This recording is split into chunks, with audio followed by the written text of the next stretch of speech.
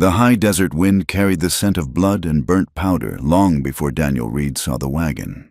It was a dry, scouring wind, the kind that came down from the Sangre de Cristo Mountains in late October, promising a hard winter. He rode his horse, a solid buckskin gelding named Sully, with the easy posture of a man who spent more time in the saddle than on his own 2 feet. He was not looking for trouble, he was checking his trap lines. But trouble was the primary crop of New Mexico territory. He found the wreck in a shallow arroyo, 10 miles shy of the Santa Fe Trail. It was a missionary wagon, or had been. One wheel was splintered, the canvas cover was scorched and flapping, and the mules were dead in their traces, throats cut. 2 men lay nearby, black-frocked and pale, their eyes wide with the surprise of meeting their maker so violently. Bandits. Apaches would have taken the mules. Daniel dismounted, rifle in hand, his gaze sweeping the rocks. Nothing moved. The raid was over, hours old. The bandits had been thorough, splitting open sacks of flour and beans, taking whatever ammunition and whiskey they could find. He nudged a body with his boot. The preacher. He'd seen him in town once, shouting about damnation and the heathen soul. A sound, small and thin, cut through the wind. A scraping, like iron on stone. He moved toward the back of the wagon, his steps quiet, and he saw her. She was chained to the rear axle. The chain was heavy, meant for livestock, and the iron cuff around her ankle was raw and bloody. She was Apache, young, maybe 18 or 19 years old. She wore the ragged remnants of a calico dress, but it was stiff with dried blood from a gash on her forehead. She was barely conscious, her black hair matted with dirt, her lips cracked and white. When she saw his shadow fall over her, she flinched, a low sound of pure terror rattling in her chest. She tried to scramble backward, but the chain snapped her short, digging into her flesh. Daniel stopped. He lowered the rifle. He saw the marks on her, the old bruises on her arms, the fresh terror in her eyes. The preacher had not been saving her soul. He had been using her, or selling her. The bandits had either missed her or simply left her to die. He holstered the rifle and moved slowly, holding his hands up, palms out. "Easy," he said. His voice was rough from disuse. I won't hurt you." She stared at him, her eyes bottomless, taking in his worn Union coat, the beard shadowing his jaw, the sadness he carried like a second skin. He went to his saddlebag and pulled out his canteen in a heavy file. He offered the water first. She watched the canteen, her gaze fixed on the movement of his throat as he swallowed to show her it was safe. He set it on the ground, just within her reach, and stepped back. Her hand trembled as she reached for it. She drank, spilling half of it, her body shaking with the effort. When it was empty, she let it fall. Daniel knelt by the chain. "This will make noise," he said, mostly to himself. He set the file to the iron link. Every rasp of the metal made her jump. It took him near 20 minutes, the sun beating on his back, the file hot in his hands. He worked steadily, his knuckles scraping against the wagon bed, until the link finally gave way with a sharp snap. The chain fell away. She did not move. She just stared at the broken link, then at him, as if she could not understand the concept of being free from it. "Can you stand?" he asked. She said nothing. He wasn't even sure if she understood the words. He reached for her, and she recoiled, pulling her knees to her chest. "All right," he said, sighing. "All right, I'm not them." He stood up and turned his back to her, a deliberate show of non-aggression. He walked to his horse, rummaged in his bedroll, and came back with a strip of jerky and an old wool blanket. He set them down near her, well out of his own reach. He waited. He sat on a rock 20 feet away and watched the sun creep toward the western mesas. It was a long time before she moved. First, she ate the jerky, tearing at it like a starved wolf. Then, slowly, painfully, she pulled herself to her feet, using the broken wagon wheel for support. She was small, thin as a willow switch, but she stood straight. She looked at him, then at the vast, empty desert around them. There was nowhere to go. Daniel stood. "You come with me. You'll be safe." You stay here. You'll be dead by morning. Coyotes or the cold. He mounted Sully. He waited, the buckskin shifting under him. He knew he should ride on. Taking her in was a fool's errand. It was borrowing a fight with every settler, every soldier, and the territory government itself. He was a man who wanted only to be left alone, to nurse the wound that had never healed. He looked at her again, at the high cheekbones and the dark, almond-shaped eyes. And he was not in the arroyo anymore. He was 5 years gone, in a small cabin near Taos, watching his wife, Elara, her hand gripping his, her face pale with sweat. She had been mixed blood, Comanche and Irish, a woman who understood both the prairie and the parlor. He had loved her with a force that terrified him. He had lost her in that cabin, lost her and the child she was birthing, their daughter, who had taken one breath and then fallen silent. The Apache girl in the dirt had Elara's eyes, not the color, but the same look of a soul caught between two worlds, belonging to neither. He was not a hero. He was not a good man. Not anymore. He was just a man haunted. He could not save Elara, but he could not ride away from her ghost. "Come on," he said, his voice softer. He held out his hand. She watched him for another full minute. Then, with halting, painful steps, her bare feet bleeding on the stones, she walked to him. She did not take his hand. She just stood beside the horse, waiting. Daniel leaned down, hooked an arm around her waist, and lifted her. She weighed almost nothing. He settled her in front of him on the saddle, her back pressed against his chest. She was rigid, a block of ice, trembling so hard he could feel it in his own bones. He wrapped the old blanket around her, tucked it tight, and turned Sully's head toward the mountains. "You're safe," he whispered to the wind, or perhaps to himself. "It's all right." She did not make a sound the entire ride home. His homestead was high up, nestled in a small valley where the pinon pines gave way to aspen and spruce. It was isolated, a full day's ride from Santa Fe, and that was how he liked it. The cabin was sturdy, built of timber he had cut and hewn himself, with a stone chimney and a deep porch. A small barn and a fenced-in corral stood nearby. It was a lonely place, a place to forget the world. He slid off the horse and reached up for her. She let him take her, her body pliant and cold. He carried her inside and set her down on the single chair by the cold hearth. The cabin was one room, a cot, a table, 2 chairs, a dry sink, and shelves of tins and books. The air was stale, smelling of old smoke and male solitude. The girl's eyes darted everywhere. She looked at the locked rifle rack, the empty cot, the way the door bolted from the inside. She was a captive animal, measuring the dimensions of a new cage. "My name is Daniel," he said, striking a match and lighting the kindling in the fireplace. "Daniel Reed." She said nothing. She watched the flames catch. "I need to clean that cut," he said. He went to the sink, poured water from the basin into a small pot, and set it on the hook over the fire to warm. He pulled a tin from a shelf, salve. When he approached her with the wet cloth, she flinched and raised her hands to protect her face.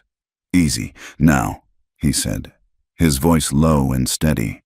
"Just water, just cleaning the dirt." He moved slowly. He dabbed at the blood on her forehead. The cut was shallow but dirty. She hissed when the warm water touched it, but she let him clean it. He put a dab of the stinging salve on it. Her skin was hot. She had a fever. "You need to eat something better than jerky," he said. He made a thin gruel from cornmeal and water, adding a spoonful of molasses for strength. He held the bowl out to her. She stared at it. "Food," he said. "Eat." She took the bowl and ate, her eyes never leaving him. When she was done, she set the bowl on the floor. Night was falling. The wind howled outside, a high, lonely sound. The cabin was warming up, but the girl, Tyan, though he did not know her name, was still shaking. "You can have the cot," he said, pointing to it. "It's warm. I'll take the floor." She looked at the cot, a simple frame with a straw-stuffed mattress and several thick wool blankets. She looked at him.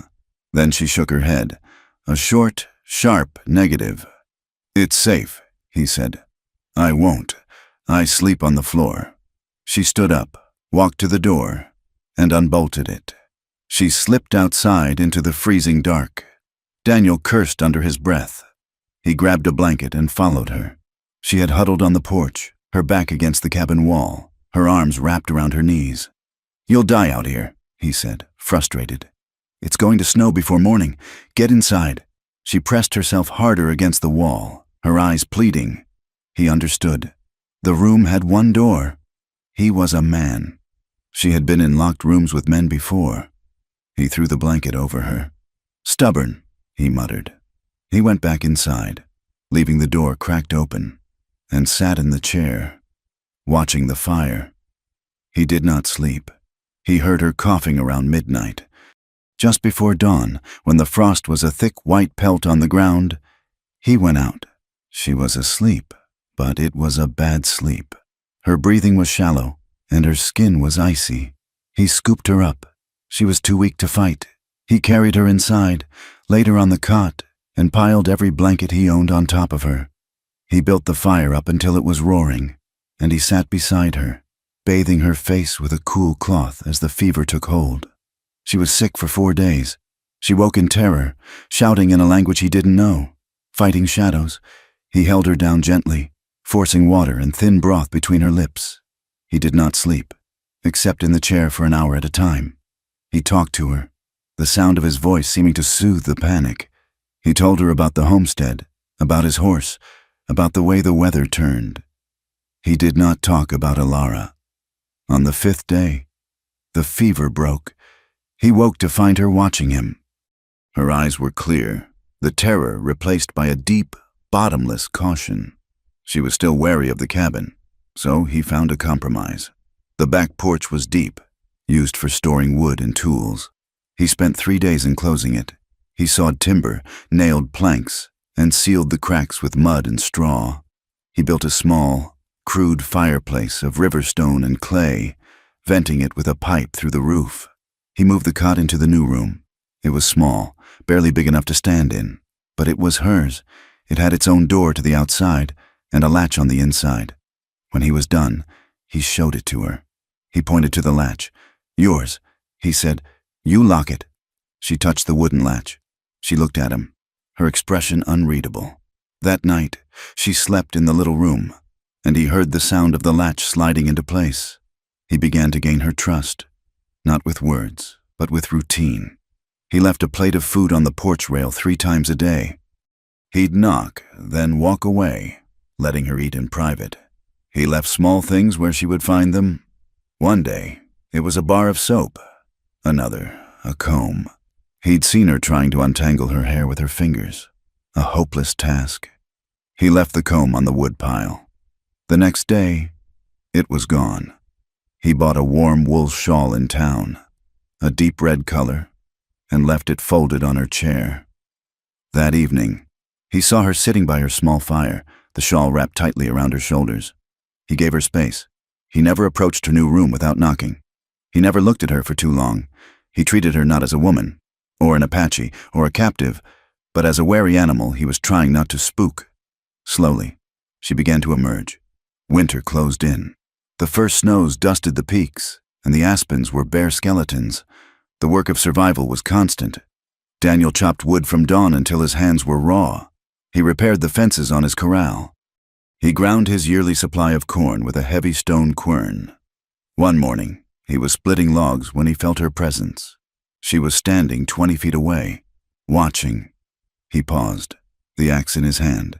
She pointed to the axe. She said. It was the first word he'd heard her speak. He was hesitant. The axe was heavy, but he nodded. He showed her how to stand, how to brace the wood, how to let the weight of the tool do the work. She was clumsy at first, the blows glancing off, but she was determined. She worked until she was breathing hard, her small frame straining. He did not interfere. He just watched. The next day, she was there again. She picked up the smaller axe and began splitting kindling. She began to mimic all his chores. He would mend a section of fence, and she would be there, holding the post steady while he tamped the earth. He would grind corn, and she would take a turn, her body moving with a steady, grinding rhythm. She was quiet, always quiet, but her intensity was unnerving. She watched his hands. She studied how he tied a knot, how he cleaned his rifle, how he banked the fire at night. She was learning him. They worked side by side for weeks, often without a single word passing between them. The silence changed. It was no longer the tense, frightened silence of her arrival. It became a shared silence, a language of mutual labor. The homestead, which had been his prison of grief, began to feel like a shared space. One night, the wind was a living thing, slamming against the cabin walls. The snow was deep outside. He had brought her into the main cabin for warmth, the fire in her small room not enough to fight the deep cold. She sat on the floor, on the bearskin rug, watching the flames. He sat in his chair, mending a bridle, his hands stiff. He had a scar on the back of his right hand, a puckered white mark where a hot iron had branded him during the war. He rubbed it, a nervous habit. She moved, crawling silently over the rug. She stopped beside his chair. He tensed, but did not pull away. She reached out, her fingers light as a moth's wing. She traced the scar on his hand. Her touch was warm, and it sent a jolt through him, a feeling so long forgotten it almost hurt. He had not been touched with tenderness in 5 years. He looked down at her. She was staring at his hand, her expression one of simple, unfiltered curiosity. Her English was still broken, learned from listening to him mutter to his horse and to himself, but her words, when they came, were clear. She looked up, her dark eyes meeting his. "Why?" she asked, her voice soft. "Does your heart sleep alone?" Daniel froze. The question was a perfectly aimed arrow, slipping past all his defenses. It was too intimate, too true. He had no answer for her, none that would not break him open. He saw Ilara's face in the fire, felt the phantom weight of a swaddled infant in his arms. He gently pulled his hand from her grasp. He stood up, his movements stiff. He turned from her, busying himself with the fire, poking at logs that did not need poking. "It's late," he said, his voice thick. "You should sleep." She watched him for a moment longer, then rose and slipped back into her own room. He heard the soft slide of the latch. Daniel did not go to bed. He stood by the cold window, staring out at the white, empty darkness. He had not cried in 5 years, not since the day he buried his wife and child. He did not cry now.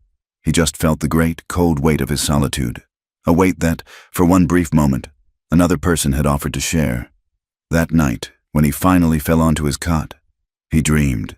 He dreamed of holding someone, of the warmth of a body pressed against his, of the scent of wood smoke and pine, and the simple, uncomplicated peace of not being alone.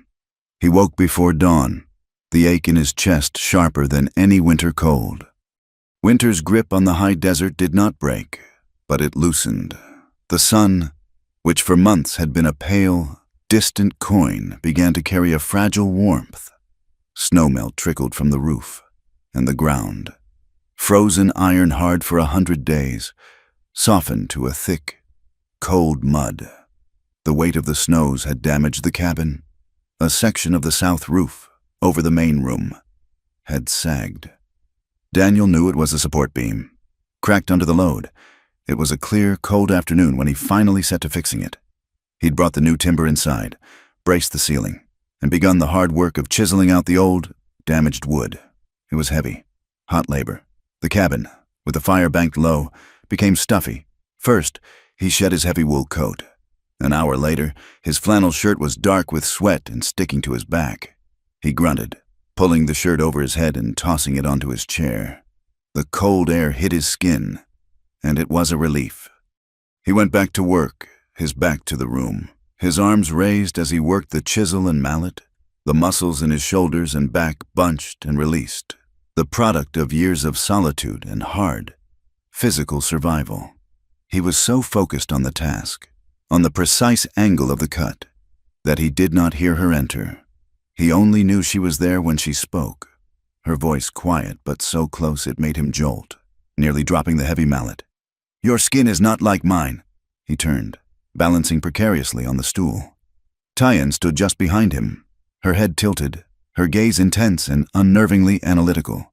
She was not looking at his face. She was staring at his chest. Daniel felt a hot flush crawl up his neck. He was not a modest man, but this was different. Her stare was not shy, nor was it flirtatious.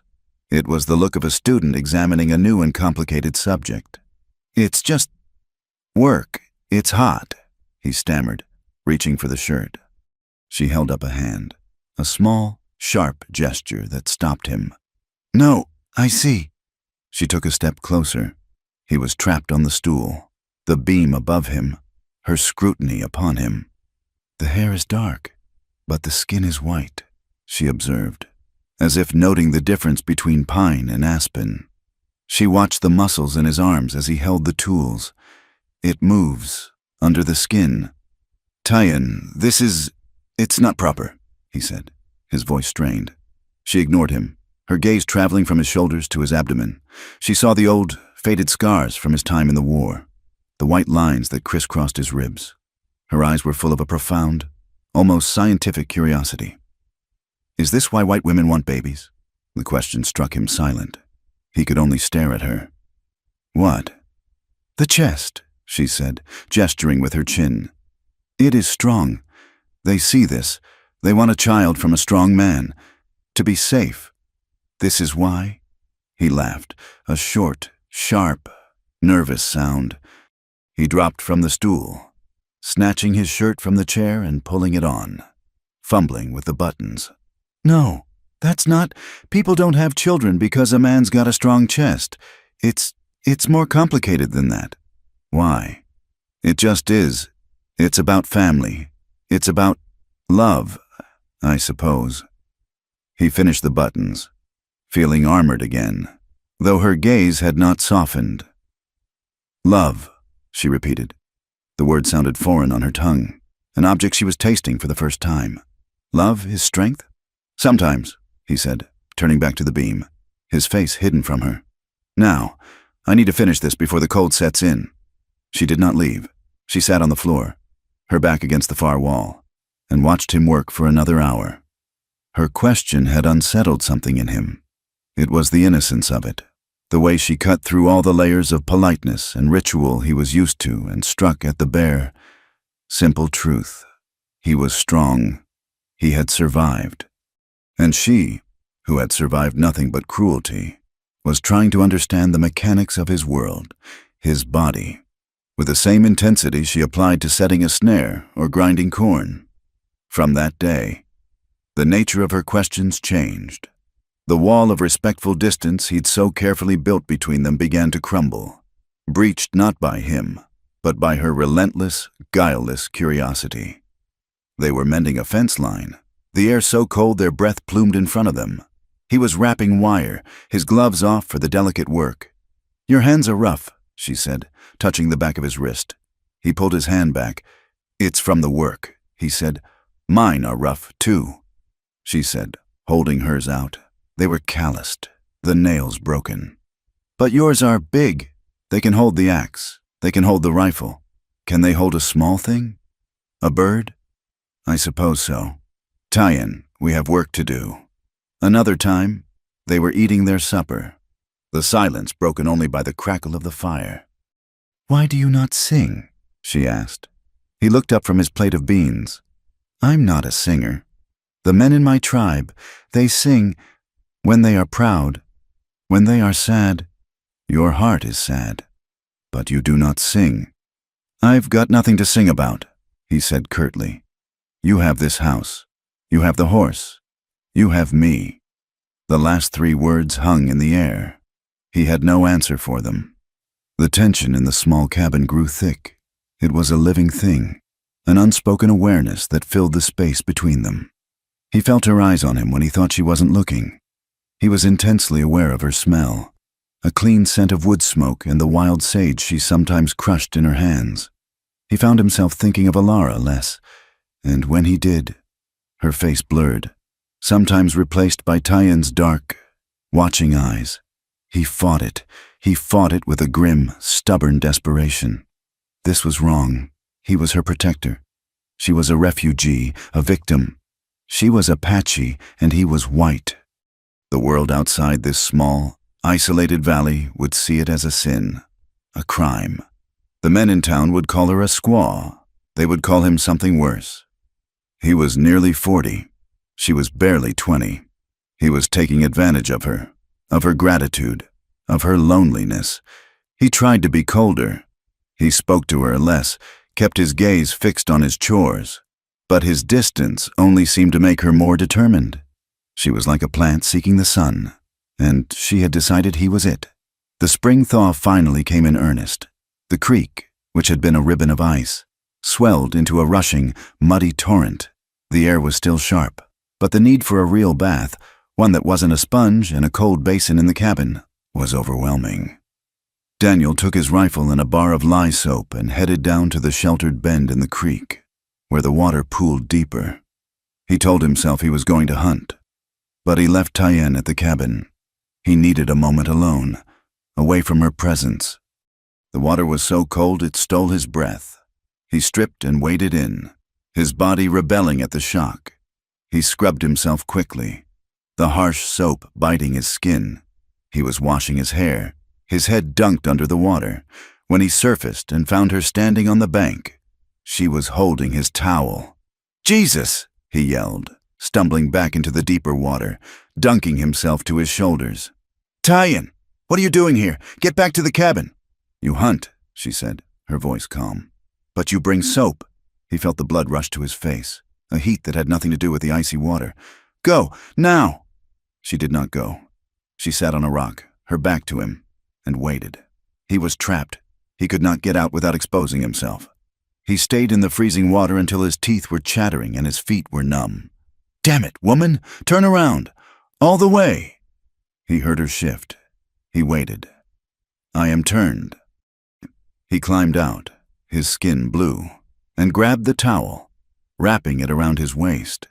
He was shaking, as much from anger as from cold. "You can't do that. You can't just follow me. You must give a man his privacy." She stood and faced him. She looked at the towel, then at his chest, then at his face. "You were dirty. Now you are clean. I do not understand privacy." "It means alone," he said through chattering teeth. "It means where people can't see you." "I see you every day," she said. "Why is this water different?" He had no answer. He dressed quickly, his fingers clumsy on the buttons. As he was pulling on his boots, she came closer. She knelt, her eyes fixed on his leg. He had forgotten about the scar. It was on his left thigh, a puckered, ugly knot of tissue where a Confederate mini-ball had torn through the muscle. Before he could react, she reached out and touched it. Her finger traced the edge of the wound. "This one was bad," she whispered. "It was a long time ago," he said, his voice tight.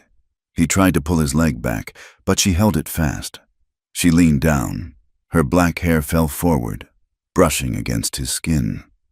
She pressed her lips softly to the scar. It was not a kiss of passion. It was like her question about his chest. It was an act of acknowledgement, a reverence for the wound, for the fact that he had survived it. But it ripped through him like a bolt of lightning. He jerked his leg back so fast he almost kicked her. "No, don't ever do that!" He stood, grabbing his rifle. He stalked back to the cabin, leaving her by the creek. That night, the fragile peace between them was shattered. He sat in his chair, cleaning his rifle, pointedly ignoring her. She sat by her own fire in her small room. The door open. He could feel her watching him. The silence stretched, filled with his resistance and her confusion. Finally, she spoke, her voice small, coming from the shadows of her room. "The men." "Before the black coat." He stopped cleaning. He did not look at her. "What about them?" "They hurt me." He closed his eyes. He had known, of course. He had seen the terror in her that first day. But hearing her say it, here in the safety of his home, made his stomach clench. "They were white men, soldiers, maybe. They found me, after my family. They..." She struggled for the words. They put their hands on me. They did things. When they were done, they sold me to the preacher." He set the rifle down. He looked at her. She was just a shape in the shadows, illuminated by her own small fire. "Tyen," he said, his voice thick. "You don't have to. They hurt me," she repeated, her voice stronger now, as if saying it aloud gave it a shape he could understand. "It was cold. When they touched me, it was cold and hard, like stone." She stood and came into the main room, stopping a few feet from his chair. She looked at his shirt, at the place over his heart. "But not like you," she whispered. "You are warm." He wanted to reach for her. He wanted to hold her and tell her that nothing cold would ever touch her again. But he knew, with a sickening certainty, that if he touched her now, he would be no different from them. She was not seeing him. She was seeing a protector, a source of heat. She was a half-drowned woman reaching for a log, and he could not let her mistake that for love. He stood, but he did not move toward her.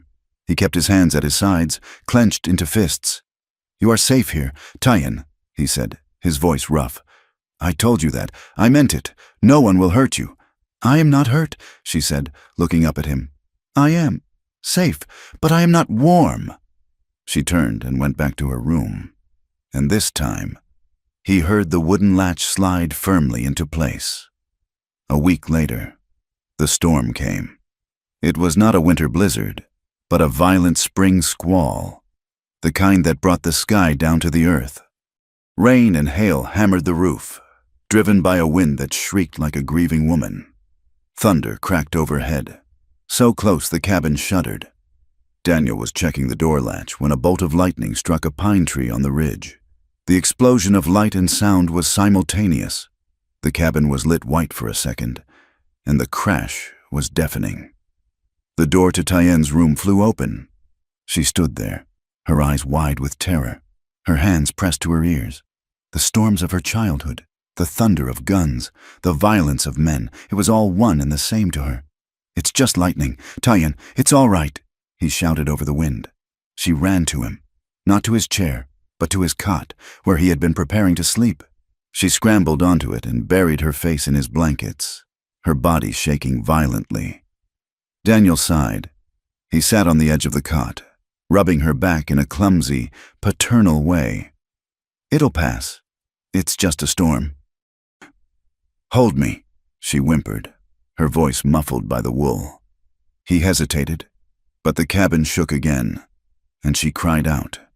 He slid onto the cot, pulling her back against his chest, wrapping his arms around her as he would a frightened child.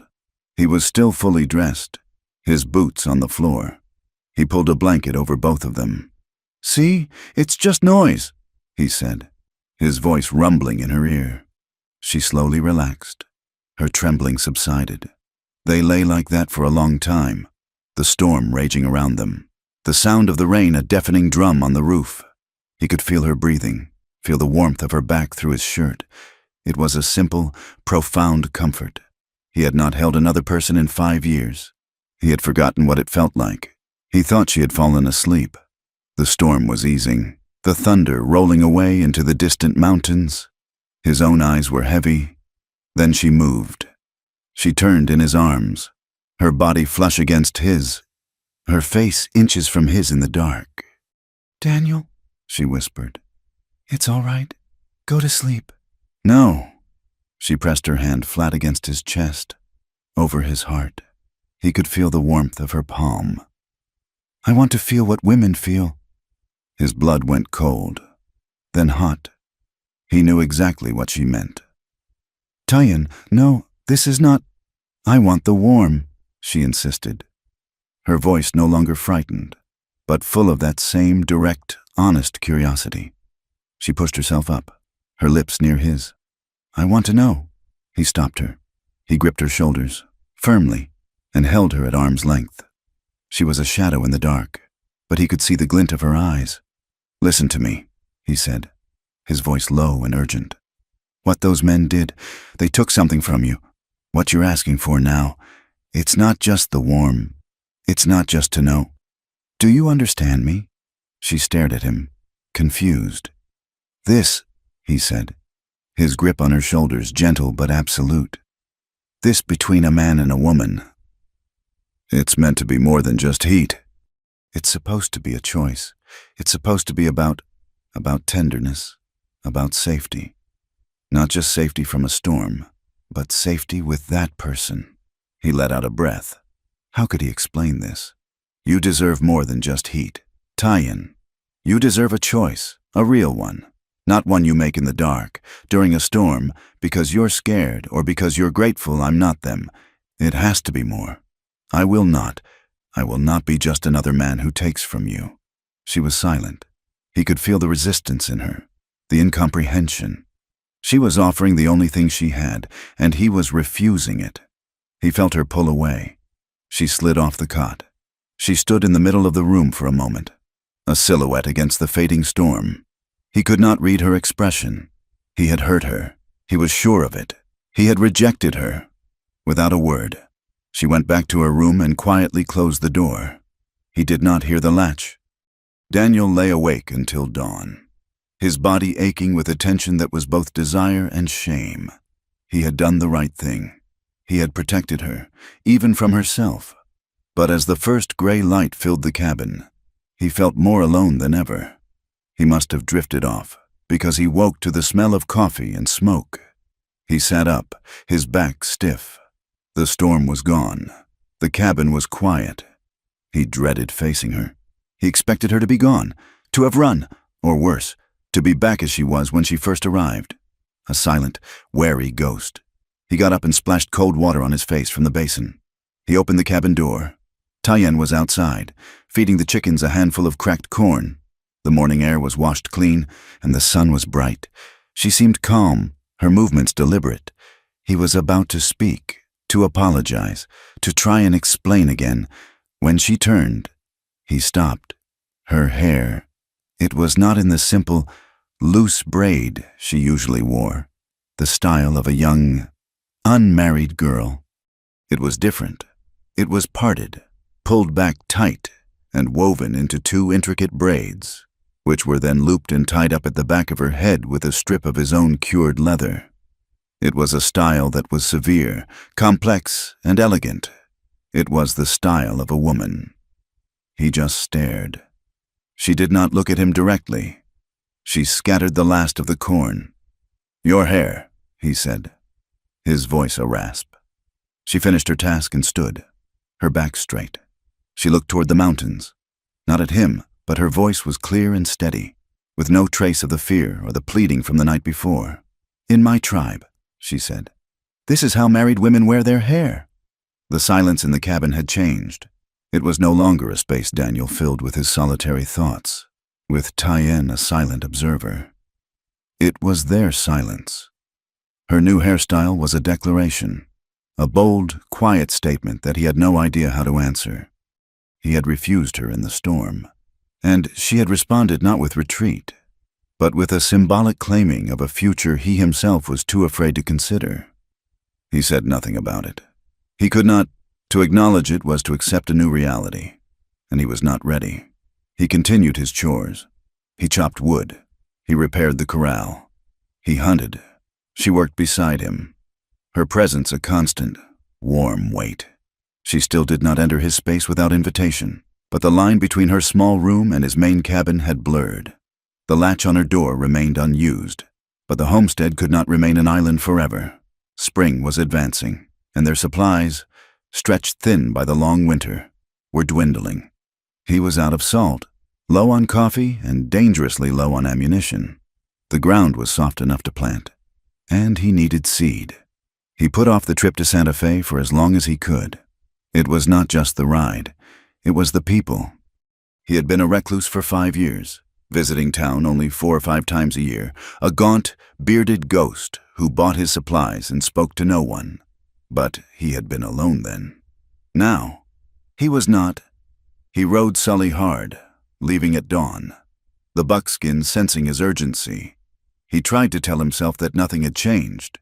He was just a homesteader going for supplies, but he knew it was a lie. He had been in town once, briefly, in the dead of winter, to buy the wool shawl for Tyen, He'd seen the looks he got from Silas, the storekeeper, who had asked why he, a man who never bought fixins, was suddenly interested in women's apparel. Daniel had ignored him, paid his coin, and left. But the seed of rumor had been planted. Santa Fe was busy. The plaza was thick with wagons, horses, and men back from wintering trap lines. The adobe storefronts seemed to bake in the strengthening sun. He tied Sully outside the general store, his gaze low, his hat pulled down. He just wanted to get in and get out. The moment he pushed open the door, the talk stopped. Silas Cooper was behind the counter, polishing a glass jar. 3 men were leaning against the far wall by the stove. Though it was unlit, he recognized them. Clay Hackett and Jeb Smith, 2 hands from the Miller Ranch, and a third man, a drifter he'd seen around. "Reed," Silas said, his voice flat, not welcoming. "Silas," Daniel nodded. He walked past the men, grabbing a sack of flour and another of beans. He moved to the counter, gathering salt, coffee, and 2 heavy boxes of .44 caliber cartridges. "Stocking up heavy," Clay Hackett observed. His voice was lazy, but it carried across the small store. Daniel ignored him. "Need corn seed, Silas, and rye." Silas moved to scoop the seed into brown paper sacks. "Heard you got company up on that ridge." "Reed." Jeb Smith chimed in, spitting a stream of tobacco juice into the sawdust on the floor. "Heard you ain't so lonely anymore." Daniel's back stiffened. He kept his eyes on the counter. "My business is my own. Jeb." "Not when it concerns a Christian soul," Clay said, pushing himself off the wall. He was a big man, broad in the shoulders, with a mean, pinched mouth. "We heard what you did. Took that little Apache girl from Reverend Pike." "Reverend Pike bought her like cattle," Daniel said, his voice low and cold. "She was half dead. She was a convert," Clay sneered, stepping closer. "He was saving her. And you took her. Heard you're keeping her up there. For yourself. Ruining a good Christian girl." "She's not a girl," Daniel said, turning to face him. "And she's not yours to save. Or his. She's a squaw," Hackett spat. "And you're no better than a buck for keeping her. Bet you're having a fine time, ain't you? After your half-breed wife died, you just had to get another one." The mention of Alara was a lit match to dry tinder. Daniel felt the blood roar in his ears, a hot, red tide that drowned out all reason. He didn't think. He moved. He hit Clay Hackett once, a straight, hard right born of military training and fury. It connected with the man's jaw with a sickening crack of bone and cartilage. Hackett went down like a felled tree, crashing into a barrel of pickles. Jeb and the drifter lunged. Daniel was a soldier, not a brawler, but he was fast. He ducked under Jeb's wild swing and drove his fist into the man's stomach, doubling him over. The drifter tried to grab him from behind, but Daniel spun, throwing him off, and slammed his elbow into the man's face. It was over in seconds. The store was a wreck. Flour dusted the floorboards, and the sharp scent of brine filled the air. Clay Hackett was groaning, holding his jaw. Jeb was on his knees, gasping for air. The drifter was spitting blood. Daniel stood, breathing hard, his knuckles split and bleeding.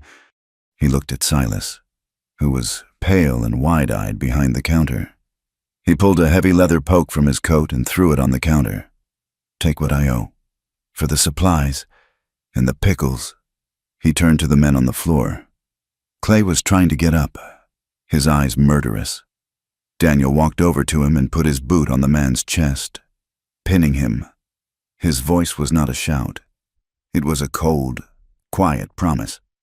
"I don't know what you heard, and I don't care, but I'm telling you this once. She is under my protection.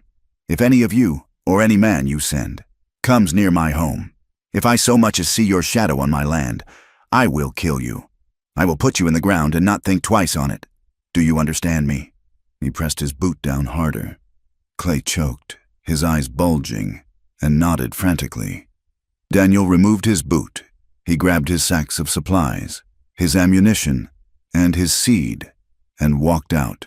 He mounted Sully and rode out of Santa Fe, not looking back. The ride home was long, the fury slowly cooling into a deep, cold ache. His hand throbbed. His eye was beginning to swell where the drifter's fist had grazed him. He was a fool. He had lost his temper. He had not just borrowed trouble. He had invited it home to supper. He had painted a target on his own back and on hers. He reached the homestead as the sun was bleeding into the western mesas. He was exhausted, sore, and heartsick. Tyan was waiting on the porch. She always knew, somehow, when he was close. She watched him dismount, her face calm. He pulled the heavy sacks from the horse, his movements stiff. She saw him turn. The light was fading, but she saw the purple-black swelling around his left eye. She saw the dried blood on his knuckles. She said nothing. She stepped back, holding the door open as he carried the supplies inside. He dropped them on the floor, his body slumping with fatigue. He sat heavily in his chair, wincing as his bruised ribs protested. He expected her to be afraid. He expected her to ask what happened, to show fear of the violence he had brought back with him. Instead, she went to the dry sink. She poured water from the basin into a small bowl, took a clean cloth, and walked to the medicine tin. She pulled out the familiar tin of salve. She knelt in front of him. He flinched when she reached for his face. "It's nothing, just a brawl." She ignored him. Her fingers, so small and delicate, were surprisingly firm. She dipped the cloth in the water and gently began to clean the cut on his knuckle. He hissed as the water stung. "Hold still," she commanded, her voice low. She cleaned his hand, her touch methodical. Then she moved to his face. She dabbed at the swelling, her touch impossibly light. He sat frozen, watching her. Her face was inches from his, her expression one of intense, unwavering focus. Her brows were knit, her lips pressed together. She was not afraid, she was angry, her hands were trembling. He saw it then. It was not fear, it was a fine, deep tremor, a rage that had nowhere to go. She finished cleaning the cut over his eye. She opened the salve and gently applied it to his skin. Her fingers were so light they barely touched him. "No one," she whispered, her voice so quiet he almost didn't hear it.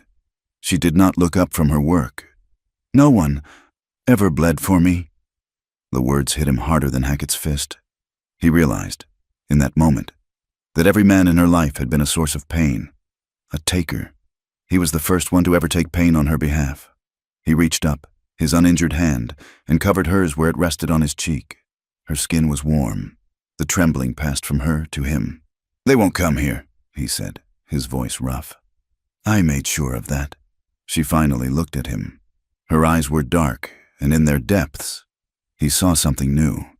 Not gratitude, not curiosity. It was a fierce, possessive, terrible understanding.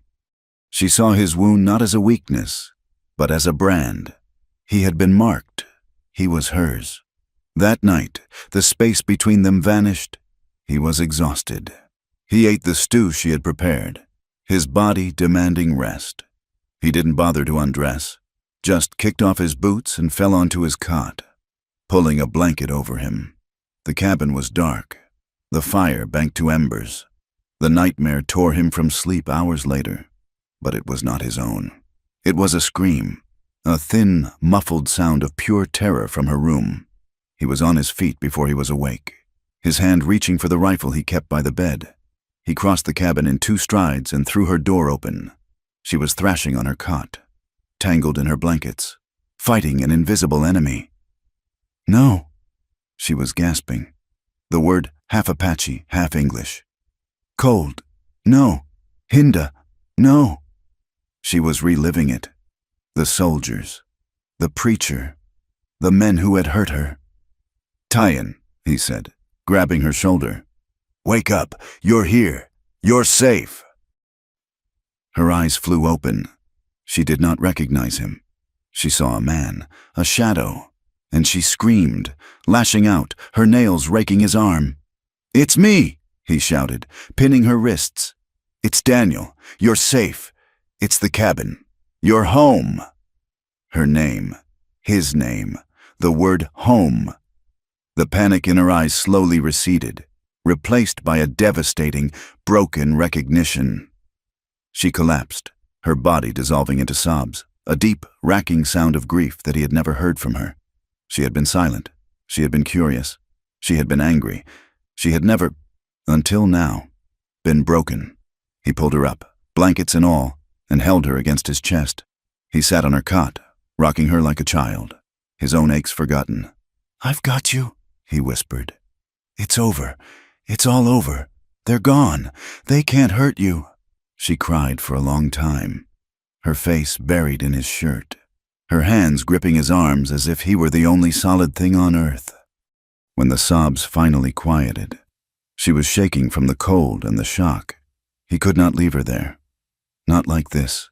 He scooped her up, her body light as a child's, and carried her from her small, cold room into the main cabin, to his cot. He laid her down and pulled the heavy wool blankets over her. He started to move away, to take his blankets and sleep on the floor. Her hands shot out, grabbing his wrist. Her grip was iron. "Don't go," she whispered, her voice raw.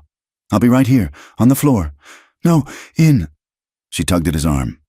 Hold me, like I'm yours." He looked at her. Her face was pale in the moonlight, streaked with tears. Her hair, the intricate braids of a married woman, had come loose on one side. She was not asking for heat. She was not asking for passion. She was asking for the promise he had made in town to be made real.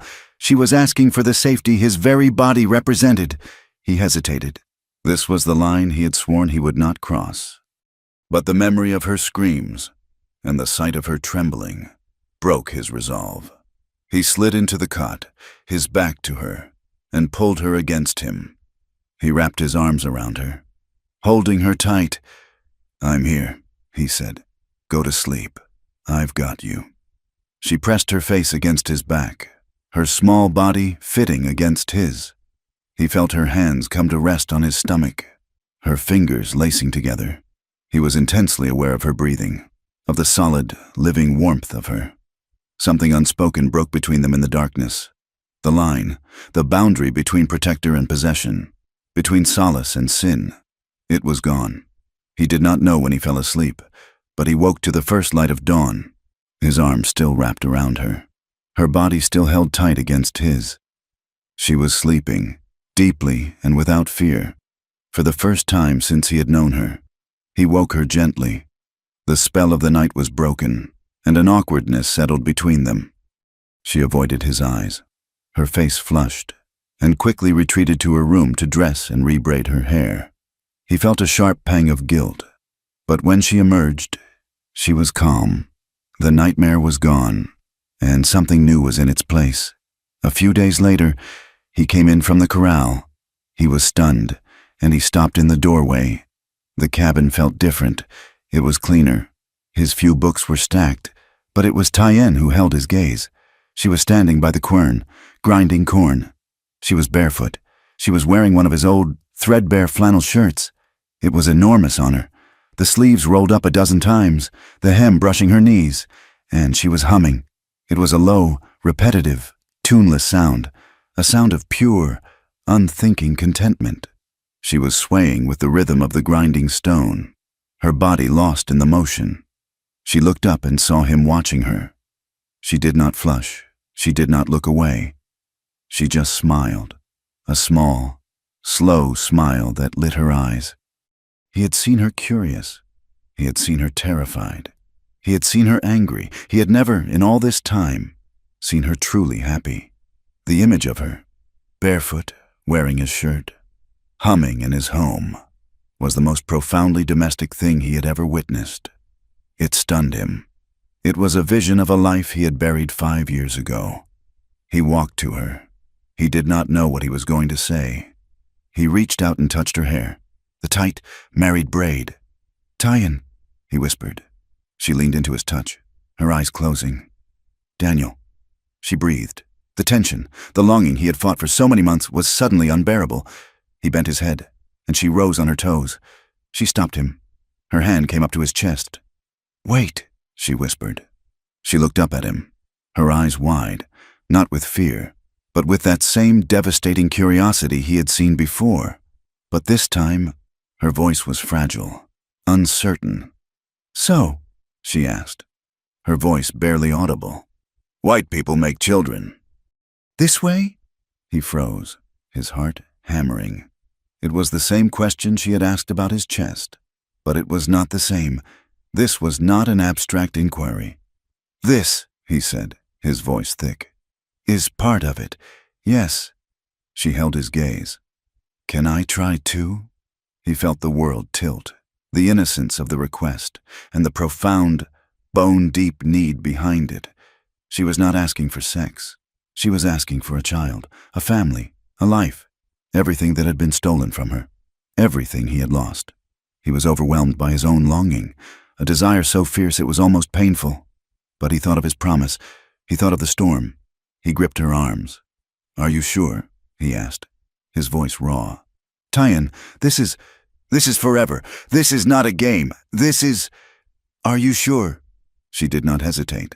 She looked at him, her soul in her eyes. She put her hand against his scarred, bruised cheek.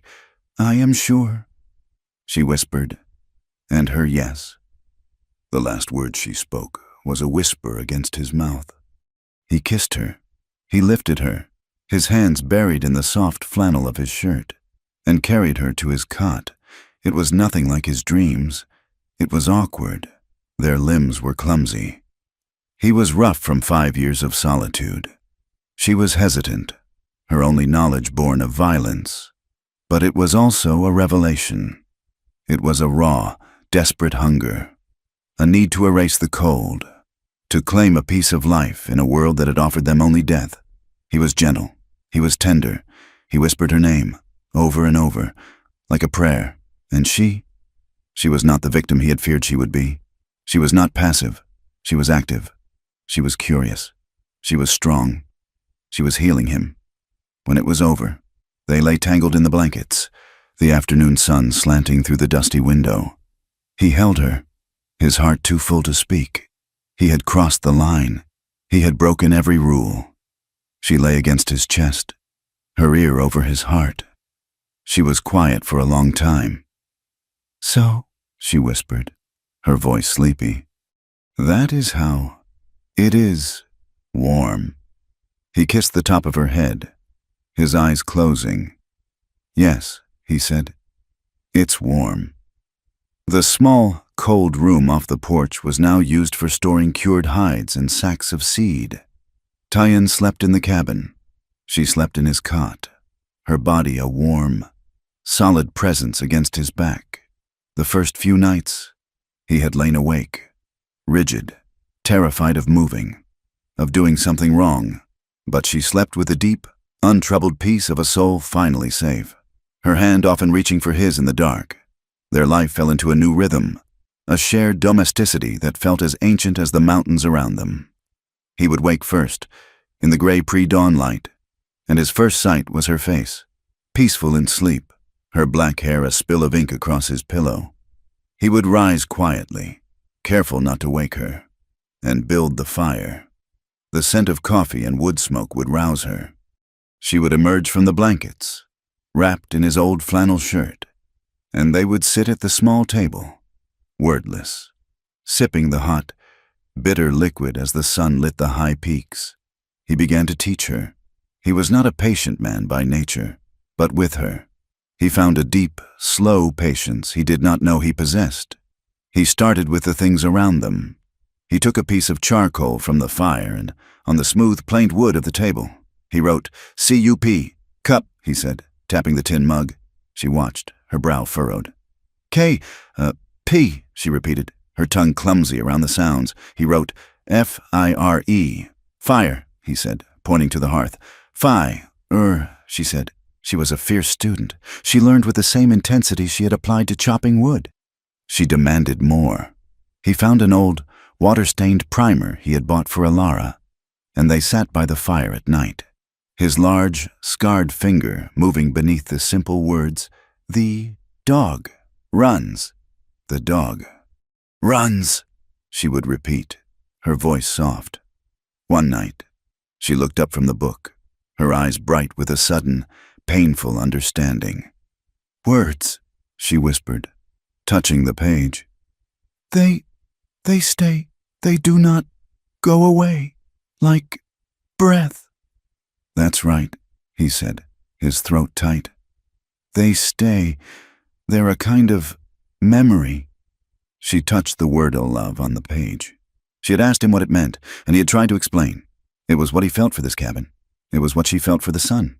It was the warm. She had nodded, as if this made a kind of sense. Now, she traced the letters. Love. "Love," she said, her pronunciation perfect. She looked at him.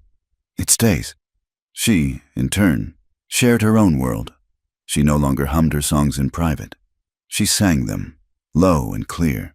As she worked, they were simple, melodic chants that spoke of the land. He asked her what they meant. "This one," she said, her hands busy grinding corn, "is for the corn. It asks the mother to wake up, to feed us." "And that one, the one you sing when it rains?" "It is for the thunder, to thank him for washing the sky, so the deer can see." He tried to repeat the Apache words. His throat, used to the blunt, hard sounds of English, could not shape them. He butchered the sounds, and she stopped, her hand over her mouth. A sound bubbled up from her chest, a laugh. It was not a smile, not a quiet expression of contentment. It was a real, light, unrestrained laugh. The sound startled him. It was the first time he had heard true, uncomplicated joy in this cabin. It was a sound he wanted to hear again. The guilt for Elara had not vanished. It had simply shifted. It was no longer the sharp, isolating grief of his solitude. It was a quieter ache, a question of betrayal. He had loved his wife, and now he was building a new life, a new love, on the very land they were meant to share. He felt, one bright afternoon in early summer, that he could not move forward until he had reconciled the two.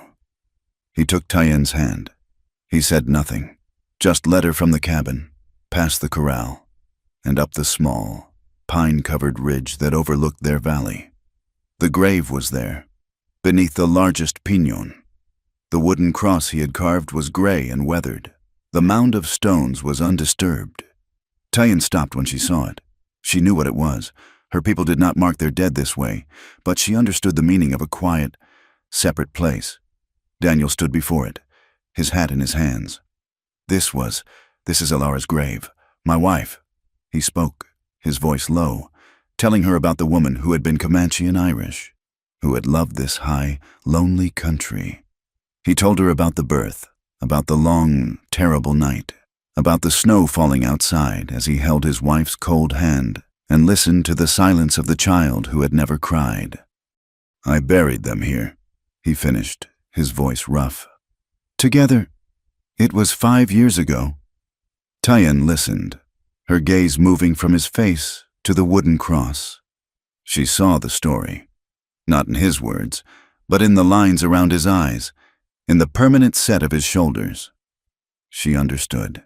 Finally, the source of the profound sadness he carried, the answer to her long-ago question, "Why does your heart sleep alone?" It had not been alone. It had been buried here. She did not speak. She stepped past him to the grave. From a small leather pouch at her belt, she pulled a necklace. It was not a grand thing. It was a single, smooth, white shell, intricately carved with small, crossing lines, strung on a simple leather thong. It was one of the few possessions she had kept, a relic from a life he could not imagine. She bent and laid the shell necklace on the mound of stones, carefully, so it rested just beneath the carved name. She stood and faced him. She put her small, warm hand on his chest. "She was first," Tyen said, her voice soft. "She was sad. She let me have you now." Daniel looked from the white shell on the dark stones to Tyen's clear, steady eyes. He had expected her to be jealous or confused. He had not expected this, a simple, profound acceptance, a blessing. He felt a weight he had carried for 5 years, a weight of fidelity to a ghost. Suddenly lift, he pulled her to him, burying his face in her hair, and for the first time, he felt not like a man betraying a memory, but a man permitted to live again. The summer deepened, the heat settled in the valley. The corn they had planted was shoulder high. Their intimacy was a simple, unspoken fact, a rhythm as natural as the passing of the days. They woke together, they worked together, they slept together. He began to notice small changes. Tayan, who had a wolf's appetite for jerky and smoked meat, suddenly turned from it. One morning, the smell of bacon frying made her gag and run from the cabin. She was tired, more so than the work warranted. He would find her asleep in the shade of the porch in the middle of the afternoon. He thought she was sick, a summer fever. He worried. She, too, was confused. Her body felt alien to her. She was a person who knew the meaning of every subtle shift in the wind, every track in the dust. But the changes in her own self were a mystery. One night, she woke him, her hand gripping his arm. He bolted upright, reaching for the rifle, his heart pounding. "What is it? What's wrong?" "The dream," she whispered, her eyes wide in the dark. "A nightmare?" he asked, his panic easing. "No, not a bad dream." She sat up, pulling the blanket around her. "It was different. You know I dream of the deer." He nodded. She had told him. Her nightmares were of running, of being chased. "Before," she said, her voice full of a strange awe. "The deer sees me. It is afraid. It runs away. Always, it runs." She turned to look at him, her face a pale oval in the moonlight. "Tonight, it did not run. It followed me. It walked beside me. In the aspens. It was not afraid. It was just with me." Daniel stared at her. The deer followed her, a quiet, companionable animal, a fawn. His mind, slow with sleep, began to work. The sickness in the morning, the weariness, the turning from the meat. He did not know much about these things, but he knew. He knew the basics. His voice was tight, almost a croak. "Tayan, your monthly time, your bleed." She looked at him, confused by the question. "It has not come. For how long?" she thought, her head tilted. "Since the snow melted? Since the night of the storm." The night of the storm. No, not that night. The night she had asked him. The day she had worn his shirt. He counted in his head. April, May, June. It was near the end of July. 2, maybe 3 months. The breath left his body. "Tayan," he said, his voice shaking. I think the deer, it means a child." She looked at him, uncomprehending. "A baby," he said, his hand moving, hovering over her stomach. You are carrying our child." Her eyes widened. Her own hand came up to cover his. She looked down at her belly, still flat beneath a thin nightshirt. A child. Her child. The idea was so foreign, so impossible. She had asked, "Can I try too?" As a child might ask to try a new food. She had not truly understood the consequence. "A baby," she whispered, testing the word. A small, slow smile, the one he had seen when she was grinding corn, spread across her face. "Our baby." Daniel felt two things at once. The first was a surge of pure, unadulterated joy, so fierce it was like a blow to the chest. A child, a son, a daughter, a second chance, a family. He wanted to laugh, to shout, to swing her around. But the joy was immediately choked by a cold, sharp terror. He thought of Clay Hackett's face, twisted with hate. Half-breed. He stood abruptly and began to pace the small cabin, his bare feet stirring the dust. A child born of a white man and an Apache woman, in New Mexico territory, in 1878. What world was he bringing this baby into? A world that would hate it, a world that would see it as a sin, a bastard, a thing to be despised. "Daniel?" Tayan asked, her voice small, her smile fading. He ran his hands through his hair, his heart hammering with a new, protective fury. We have to be careful," he muttered. "No one can know, not yet." He was terrified. He was thrilled. He was a father. He needed supplies. He had put it off, but the child changed everything. She would need things. He did not know what. Softer cloth, milk. If he could find a cow to buy. He had to go to town. He left her with a heavy heart. He gave her the rifle and made her promise to keep it loaded, to hide if she saw anyone. She was not to make a fire, not to be seen. She promised, her hand resting on her stomach, a gesture that was already becoming natural. He rode into Santa Fe, his eyes scanning every alley, every roof. The town felt hostile. The air, which had been lazy and warm, now felt charged. He went to the general store, his list in his hand. Silas Cooper served him, his face a sour mask. He would not meet Daniel's eyes. The store was empty, and the silence was heavy. He was loading his sacks onto Sully when a voice stopped him. "Mr. Reed, a moment of your time." Daniel turned.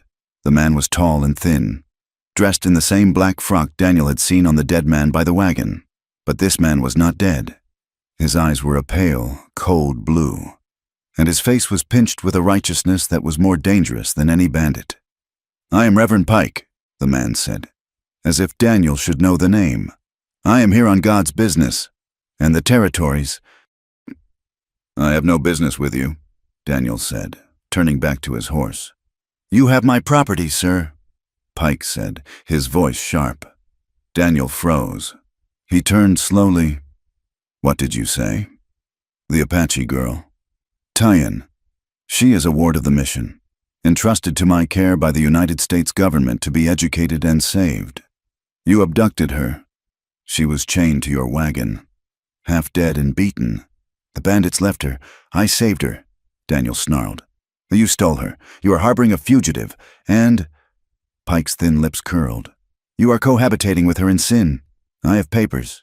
He produced a sheaf of documents from his coat. "A legal wardship, signed by the circuit judge. She is to be returned to my custody immediately. She is not property, and she is not going anywhere with you." "Sheriff," Pike called out. Sheriff Brody emerged from his office across the plaza. He was a weary man, his face lined from the sun and the stress of policing a territory that was mostly lawless. He walked toward them, his spurs jingling in the dust. "Daniel," he said, his voice tired. "The Reverend has been to see me. He's got papers. They look legal." "Legal?" Daniel's voice was incredulous. "He's a slaver. He bought her. He claims he was transporting her from a difficult situation," Brody said, clearly uncomfortable. "Look, his papers say she's a ward of the church until she's 21. He's claiming you're holding her against her will." "That's a lie." "Then let her come to town and say it," Pike challenged, his blue eyes gleaming. "She's not setting foot in this town," Daniel said, his hand moving toward the pistol on his hip. "Daniel, don't," Brody said, his hand on his own weapon. "Don't be a fool. Right now. This is a civil matter. You draw on him, it's murder. He comes near my land, it's self-defense." Daniel said. Pike smiled, a cold, thin expression. "You will be served with a writ. Mr. Reed, you are defying the law. You are defying God." The preacher turned and walked away, his black coat flapping. Brody let out a long breath. He stepped closer to Daniel, lowering his voice. "Listen to me, Reed. I don't give a damn what you do on that ridge. But he's right. His papers look good. He's been talking to men, Hackett, Smith. He's telling them you're a squaw man, a sinner, and that you stole a Christian convert." "What are you saying?" "I'm saying," Brody said, his eyes hard, "that I've got 2 deputies. I can't police the whole county. If Pike comes back and he brings men with him, if he brings a posse to reclaim his property, I can't stop them. The law will be on his side. You'll be on your own." Daniel did not buy the cloth. He left the salt and flour on the street. He mounted Sully and rode out of town, his mind a black storm. He was not just a pariah. He was an outlaw. They would come. They would come for her. And now, they would be coming for his child. He burst into the cabin, his face wild. Tyan was sitting at the table, carefully shaping the letters of her name on a piece of slate. Tayyen. She looked up, startled by his panic. "He's here," Daniel said, his voice harsh. "The preacher. The one who owned you. He's in town. He's got papers. He says you're his property." He grabbed his spare rifle from the rack, checking the action. He began stuffing boxes of cartridges into a saddlebag. "What? What does he want?" she asked, standing, her hand on her stomach. "He wants you. He's coming for you. Brody. The sheriff. He won't stop him. They'll come in numbers." He threw the saddlebag at her feet. "We have to go. Now. We can't fight them all. We'll go into the high mountains. We can follow the Rio Grande, up into the high passes. They won't find us there. We can winter in the canyons. We have to leave." He was frantic, grabbing blankets, jerky, his mind racing. He was seeing her chained to the wagon again. He would not let that happen. Tyen watched him. She listened to his words, his panic filling the small room they had built together. He was a soldier, and his instinct was to move, to run, to find a defensible position. She did not move. She was perfectly, terribly still. When he had finished, when he stood breathing heavily, a rifle in one hand and a bag in the other, she finally spoke. She walked past him to the cabin door. She looked out. She looked at the small field of green corn, an impossible splash of life in the dry country. She looked at the new timbers on the roof. She looked at the corral that held his horse and the 2 chickens she fed every morning. She touched the wooden door frame, the wood smooth beneath her hand. Then she turned to face him. Her eyes were not filled with fear. They were hard as the desert rock. "No," she said. "Tyen, you don't understand. They will take you." "No," she repeated, her voice low and absolute. "I will not be stolen again." She stepped toward him. She put her hand on the rifle he held, and gently, firmly, pushed the barrel toward the floor. She looked him in the eye, her gaze unwavering. "This," she said, her other hand coming to rest on her belly, "is our place now." Her words, "This is our place now," hung in the air, a declaration that was braver than any bullet. Daniel's panic, the frantic urge to run, cooled. She was right. Running meant they would always be running. Running meant the world was stronger than they were. Here, on this land, he was the hunter. He was the soldier. He was not the prey. "All right," he said, his voice quiet, his mind shifting from flight to a fight. "We stay, but we do it my way." The next 2 days were spent in a grim, silent preparation. He did not fortify the cabin. That was a death trap. Instead, he prepared the land. He took his spare rifle, the heavy sharps, and a box of cartridges, and stashed them in a rocky crevice high up the ridge, a place that gave him a clear view of the cabin and the single trail leading to it. He spent an afternoon clearing brush, creating 2 clear firing lanes. He and Tyen spoke little. The intimacy of the past weeks was replaced by a taut, military focus. He showed her how to reload his pistol, his hands guiding hers until the movements were sure. "If they come," he said, his voice flat, "you do not stay in the cabin. You take this pistol. You run for the high rocks, for the place I showed you. You hide. You do not come out, no matter what you hear. Do you understand?" She nodded, her eyes dark. "You will fight them. I will stop them," he said. "We will stop them," she corrected, and her hand went, unconsciously, to her stomach. On the 3rd morning, the sun rose hot and blinding. The air was still, too still. The homestead was on its last canteen of water. The creek was 100 yards down the canyon, a necessary, dangerous trip. "I have to go," he said. "The canteens are dry." "I will come." "No, you stay. You watch." He handed her his field glass. "Watch the trail. 1 rifle shot if you see them. 1, then you run. Don't wait for me." He hated leaving her. Every instinct screamed against it, but thirst was an enemy that would kill them just as surely as pike. He grabbed the 2 largest wooden buckets and headed down the trail, his rifle in his other hand. He moved quickly, his eyes scanning, his ears straining. Tyen stood on the porch, the rifle heavy in her hands. She watched him disappear into the piñons. The silence of the valley was absolute, broken only by the buzz of a fly. She was using the field glass, scanning the ridge, when she saw them.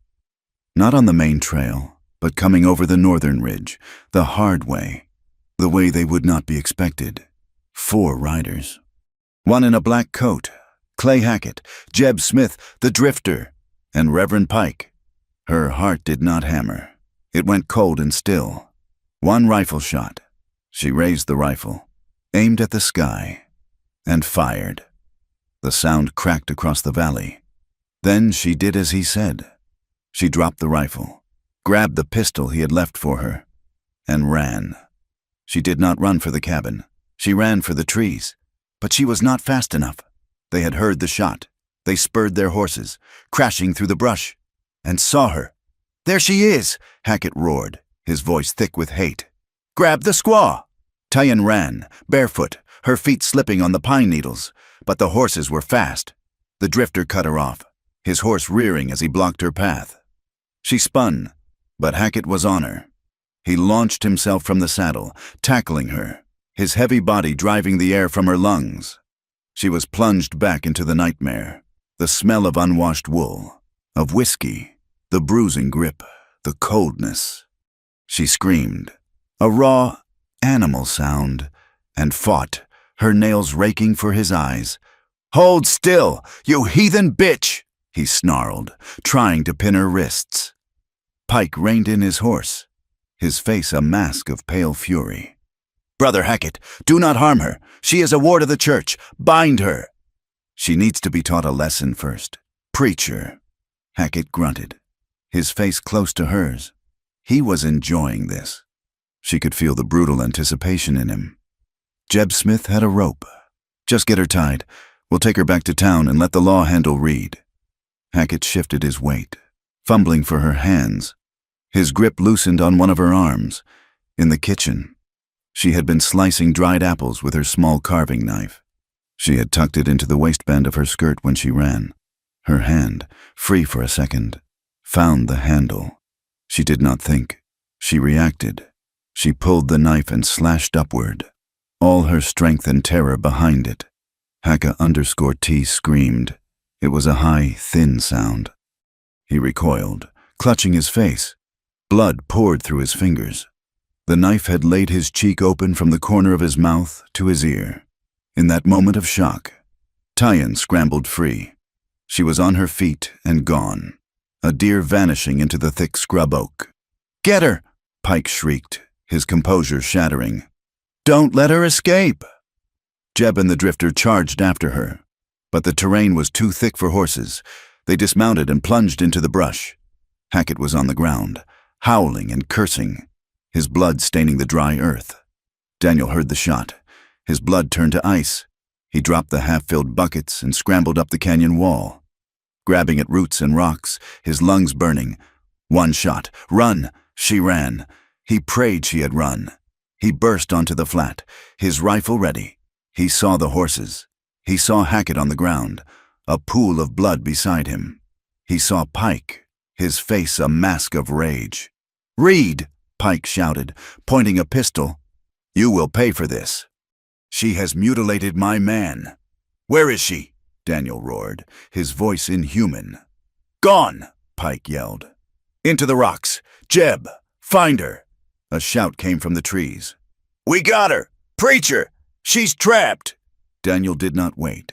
He ran past Pike, past the bleeding Hackett, and followed the sounds. He moved with a speed and silence the others did not possess. He was a ghost in the trees, his buckskin shirt blending with the timber. He knew this land. He knew where she would go. There was a series of ledges, a place they had watched hawks from, with a sheer drop to the canyon floor below. It was a dead end. He heard them crashing through the brush ahead of him. He cut left, moving silently over the rockfall. Coming in above them, he found them. Tyen was on the ledge, 10 feet above them, her back to a sheer drop of 200 feet. The carving knife was still in her hand, her knuckles white. She was breathing hard, her eyes darting like a trapped animal, but she was not crying. Jeb Smith and the drifter were below her, trying to find a way up. "Come down, girl," Jeb was saying, his voice a mocking wheedle. "We ain't gonna hurt you. Preacher just wants to talk." "I'll go up," the drifter said, holstering his pistol and grabbing the rock. "You cover me." Daniel raised his rifle. He did not call out. He did not warn them. This was not a fight. This was an execution. He set his sights on the drifter, who was halfway up the rock face. He squeezed the trigger. The .44 caliber slug hit the man in the center of the back. He grunted, his body slamming against the stone, and then he fell, tumbling silently to the base of the cliff. Jeb Smith spun around, his pistol clearing his holster. "What the—" Daniel's second shot was ready. It took Jeb in the chest, spinning him around. He staggered, looked down at the blood blooming on his shirt, and then pitched forward. Silence. The echo of the shots rolled down the canyon. Tyan stared, her hand over her mouth. "Daniel," she whispered. He stepped out from the trees, his rifle still shouldered. Below them, on the trail, Pike appeared, his face white. He looked at the two bodies, then up at Daniel. "Murderer!" he shrieked. "You are a godless killer." Daniel walked down the game trail until he was on the same level as the preacher. He did not lower the rifle. His face was a terrible thing. All emotion burned away, leaving only a cold, deadly calm. "They tried to take her," he said. "She is my ward. The law is on my side." Pike was trembling, but his righteous fury held him together. "You will hang for this. Reed, you and your heathen whore." Daniel's rifle came up, the muzzle aimed not at Pike's chest, but at his face. "You lay hands on her again," Daniel said, his voice a low, grating whisper, "and I will plant you in this dirt." Pike flinched. He saw the truth in Daniel's eyes. This was not a threat. It was a statement of fact. You can't," Pike stammered. "You can't kill a man of God." "I can," Daniel said. Hoofbeats pounded on the trail. "Hold your fire, Reed, in the name of the law." Sheriff Brody appeared, his horse sliding to a stop. He had two deputies with him. They had been on patrol, heard the shots, and come running. Brody took in the scene in a single, sweeping glance. The two dead men, Pike, pale and shaking, Hackett, stumbling up the trail, his face a mask of blood, and Daniel, his rifle steady, his eyes locked on the preacher. "Reed, put the rifle down, now," Brody commanded. Daniel did not move. He came for her. "Brody, with these men, to take her. He has papers. Son, I told you, this is legal." "Sheriff," Pike cried, finding his courage now that the law was here. "Thank God!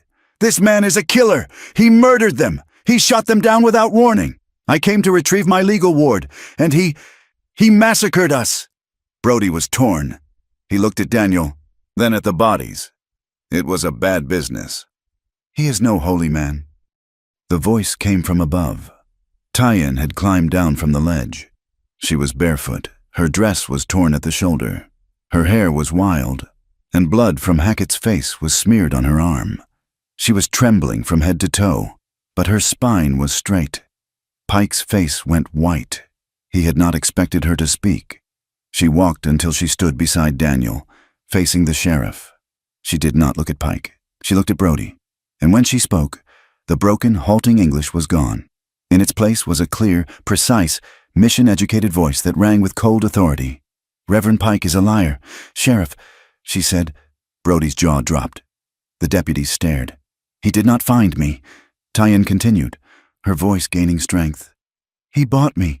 He paid $20 silver to a group of ex-soldiers who had captured me.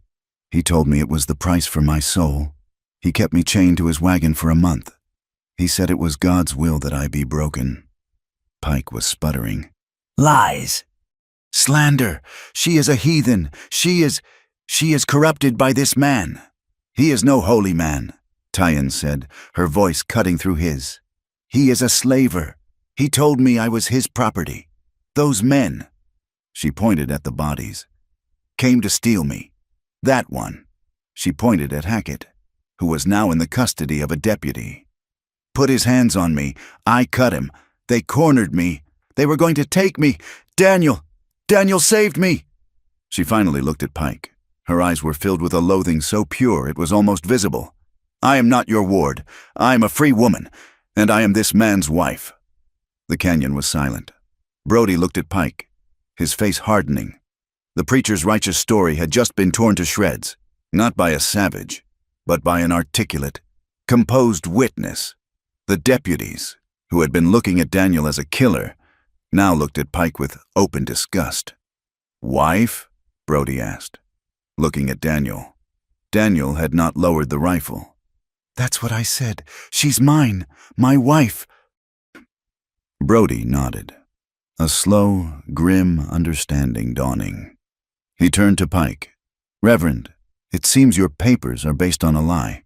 You're under arrest for kidnapping, slaver trading, and for inciting this." He gestured to the dead men. "You brought these men here to commit a crime. Their deaths are on your head." "This is an outrage," Pike shrieked. "I am a man of the cloth. You will answer to the church. You will answer to God." "Maybe," Brody said, pulling his handcuffs. "But first, you'll answer to the circuit judge." As the deputies dragged the screaming preacher away, Brody looked at Daniel. He motioned to the bodies. "This is a hell of a mess, Reed. They came to my home to take my wife." "It was self-defense," Daniel said, finally lowering the rifle. Brody sighed. He looked at the bodies, then at Tyen, who was now leaning against Daniel, her strength fading. "That's how I'll write it. But, Daniel, you made enemies today. The preacher has friends. Hackett's family has money. This town, it's not going to forget this. Let them remember," Daniel said. "Just so long as they remember to stay away." Brody nodded. He mounted his horse. "You bury these men. Bury them deep." He rode off, leaving them in the sudden, ringing silence of the canyon. Daniel turned to Tyen. The trembling had taken over her body. Violent shudders. The terror she had held back now consumed her. He dropped the rifle and gathered her into his arms, lifting her as he had the day he found her. She weighed almost nothing. He carried her back to the cabin, his heart a cold, heavy knot in his chest. The cabin was a wreck. The door was splintered, the table overturned. The small slate she had been writing on was shattered on the floor. He did not put her down. He sat in his chair, the one she had sat in when she was sick, and held her, cradling her as she wept. She cried silently, her body shaking, her face pressed into his neck. He said nothing. He just held her, his hand stroking her hair, his own body aching with the aftermath of the fight. He held her for a long time, until the sun began to set, casting long, bloody shadows into the cabin. Her shaking finally subsided. He pulled back, holding her face in his hands. Her eyes were swollen, her face streaked with dirt and tears. He gently wiped the blood stain from her arm. "It's over," he whispered, his voice raw. "No more running. Ever. You're safe. I swear it. You're safe." He kissed her forehead, her cheek, her tear-soaked eyelids. He kissed her mouth, a desperate, affirming kiss that was not about passion, but about life, a promise. "This land," he said, looking around the broken room. "It's not just my land. This is yours. Tyen, this is our place. No one will ever take you from it again." She nodded, her breath hitching. She was exhausted, her body drained, her mind bruised. That night, he cleaned the cabin, repaired the door, and laid her in the cot. He was going to sleep on the floor, to stand watch, but she would not let him. She needed him close. He lay beside her, holding her, the rifle leaning against the wall, within arm's reach. He listened to the night sounds, every snap of a twig, every hoot of an owl. He would not sleep. Not tonight. He felt her stir. Hours later, in the deep dark. She did not wake from a nightmare. She was quiet, contemplative. She took his hand, the one that had held the rifle, the one that had saved her, and she guided it. She pressed his palm flat against her belly. The skin was warm. He could feel the slight, firm swell beneath. The child, in the terror and the blood, he had forgotten. "The deer," she whispered, her voice a thread of sound in the darkness. It is still with me? He closed his eyes.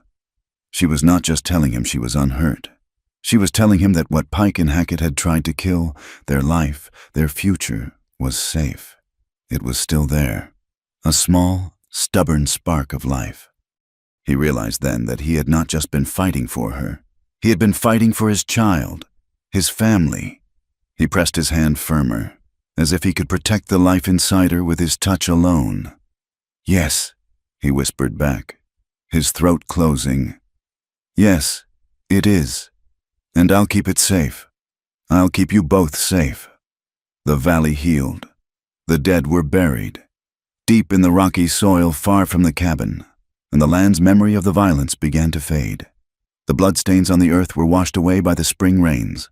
The fear in the cabin did not vanish overnight, but it receded, replaced by a fierce, quiet vigilance.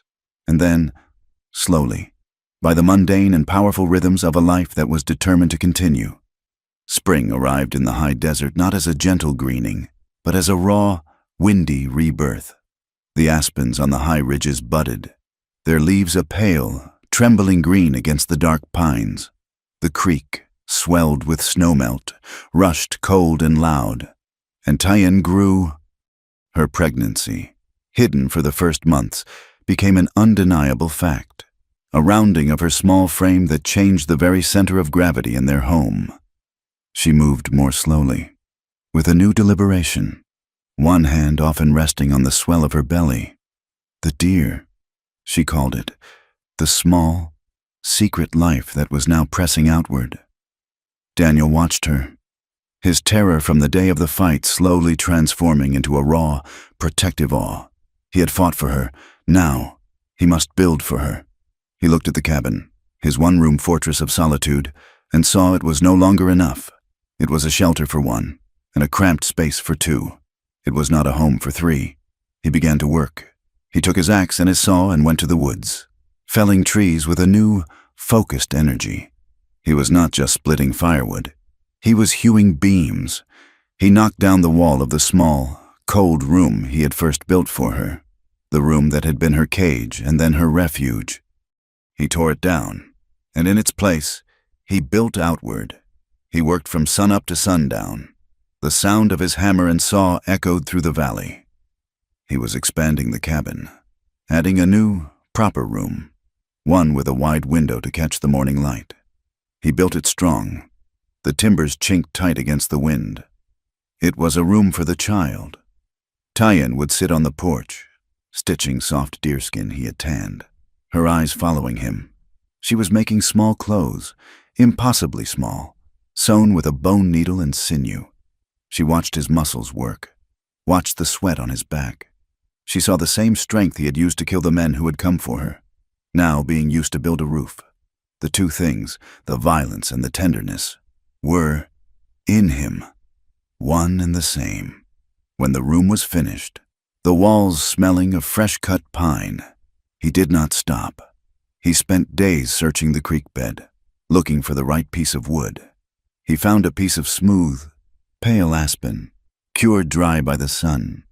He brought it into the cabin, and in the evenings, by the firelight, he began to carve, his hands, thick and calloused, scarred from war and work, moved with a surprising delicacy. Tyen watched him, her head tilted. As the wood chips fell, he was making a cradle. It was not a fine or fancy thing. It was solid, deep, and strong. He sanded it with smooth stones until the wood felt like silk. When he was finished, he set it in the new room, in the patch of sunlight from the new window. He did not stop there. The protective, joyful energy consumed him. He carved small, simple toys, his mind filled with the image of a small hand reaching. He carved a deer, its head high, in memory of her dream. He carved a small, smooth bird. He carved a rough, solid horse, just like Sully. He lined them up on the windowsill, a small, silent herd waiting. As her time grew near, their roles reversed. She, who had learned his world, now began to teach him hers. In the evenings, she would hum the low, melodic songs of her people. "You must learn," she told him, her hand on her belly. "The baby, It knows my voice. It must know yours. I can't sing.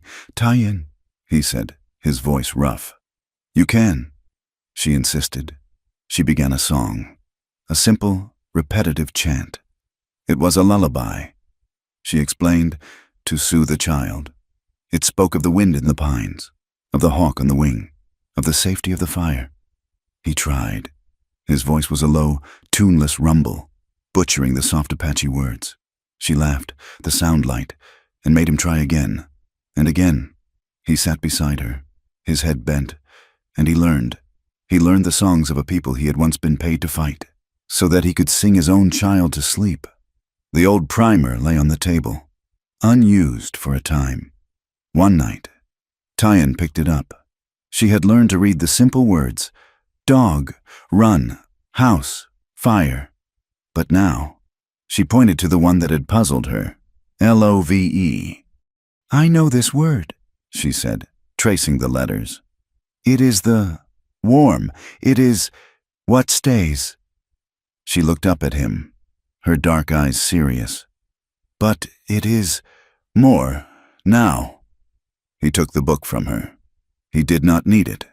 He took her hand and placed it on her belly, where the child was moving.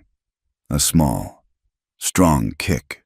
This, he said, his voice thick. He then put her hand on his own heart, which hammered steadily beneath her palm. And this, he pointed to the cradle, to the small, carved deer, to the new walls of the room he had built. That, he said, is love. It is not just a word. It's the work. She looked at the cradle, at his hands, at her own belly. She finally understood. It was not a feeling. It was a thing. A solid thing you could build, and fight for, and hold. She nodded. A slow, deep understanding. The work, she repeated. Yes. They had to go to town. The baby was coming. And they needed flour, salt, and, more than anything, cloth, soft cloth. Daniel dreaded it. He had not seen a single person since the day he had buried the preacher's men. Brody had never come back. The world had left them alone. He did not want to poke the hornet's nest. I will go, he said. You will stay. No, Tyan said. Her voice was quiet, but absolute. She was no longer the frightened girl he had found. She was the mistress of his home, the mother of his child. I will not hide. You said this is my place. I am your wife. I will ride with you. He argued, but it was useless. Her mind was set. They rode into Santa Fe 2 days later. He rode Sully, his rifle in its scabbard, his pistol on his hip. She rode the mule he had bought, sitting straight and proud. Her hair was in its married braids, and her condition was obvious to anyone who looked. The plaza went silent. It was as if he had thrown a switch. Men who had been talking stopped, their mouths open.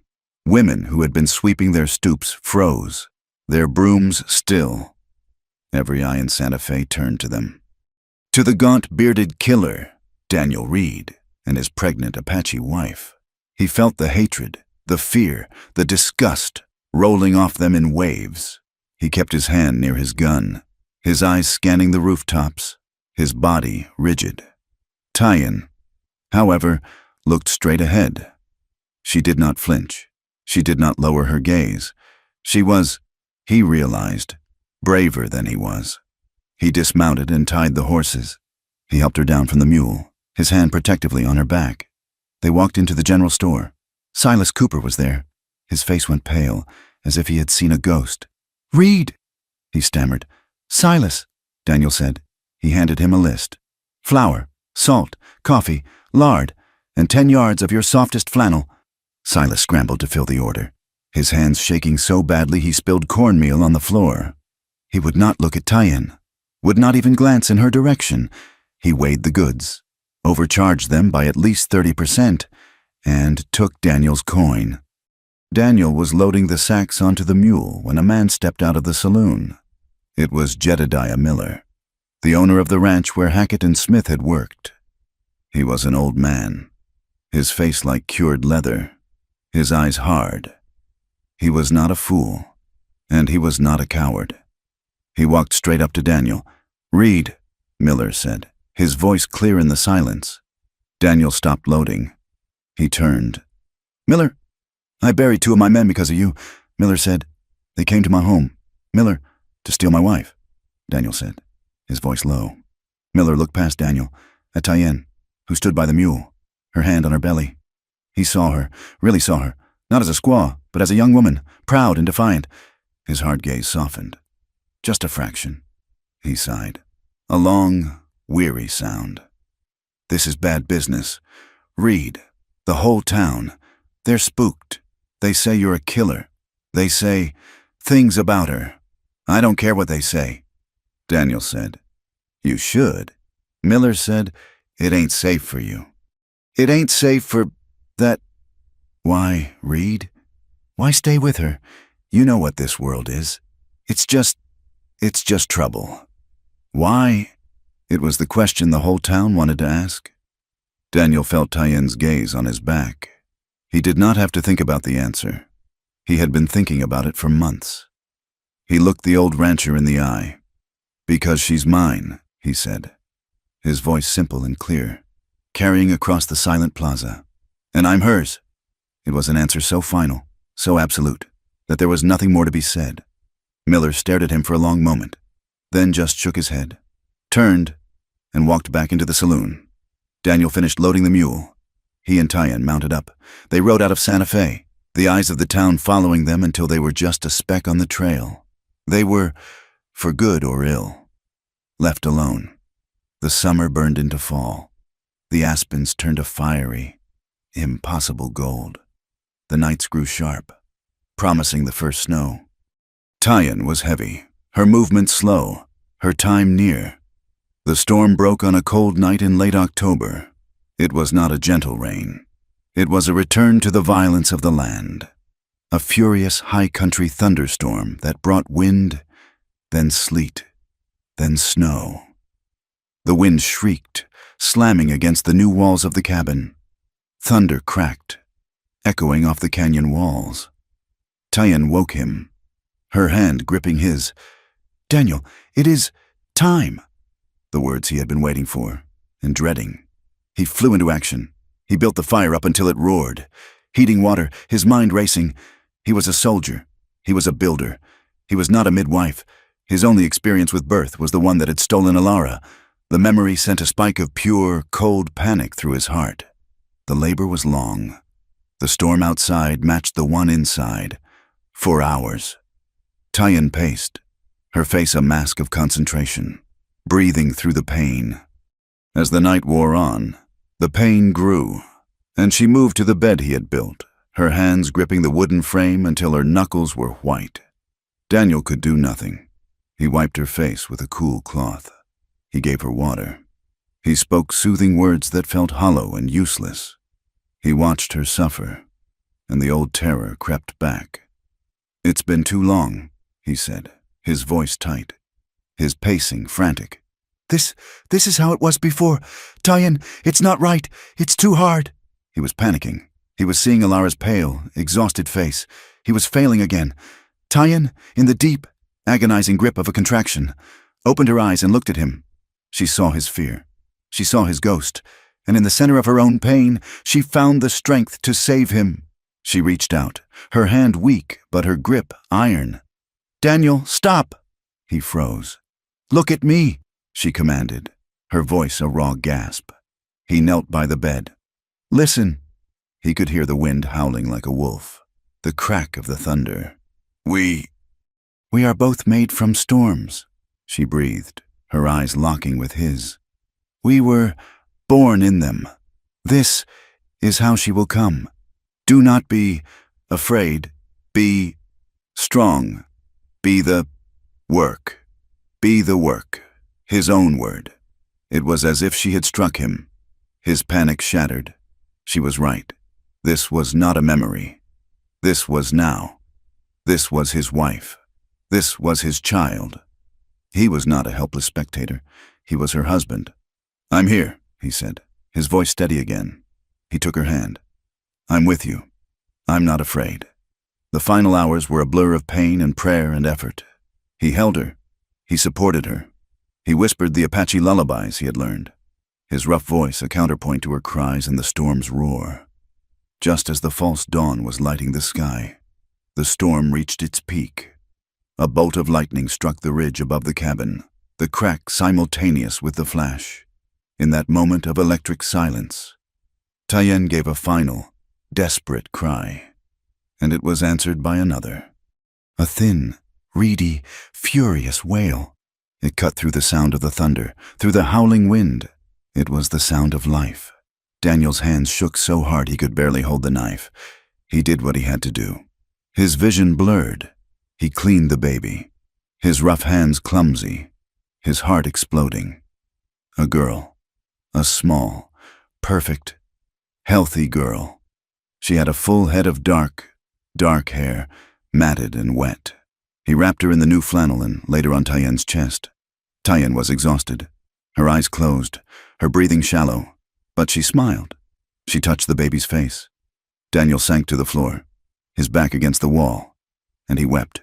He cried for Alara, for the child he had lost. He cried for the men he had killed, and he cried for the impossible, perfect joy of the small, wailing life that had just entered his home. They named her as the storm passed and the first true light of morning, clean and cold, filled the new room.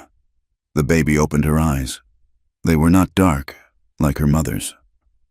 They were a pale, clear gray, like the sky after a storm. Like his.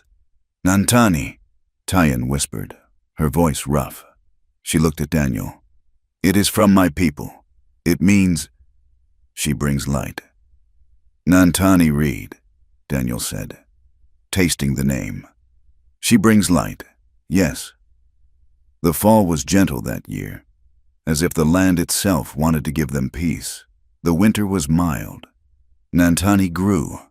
The cabin was filled with new sounds, not just the crackle of fire and the whisper of wind, but the gurgle of a baby and the low, soft rumble of Daniel's voice singing Apache lullabies. One afternoon, in the following spring, they sat beneath the great cottonwood tree by the creek. The air was warm, and the leaves were that new, bright green. Daniel was leaning against the trunk, and Tyen was resting between his knees, her back against his chest.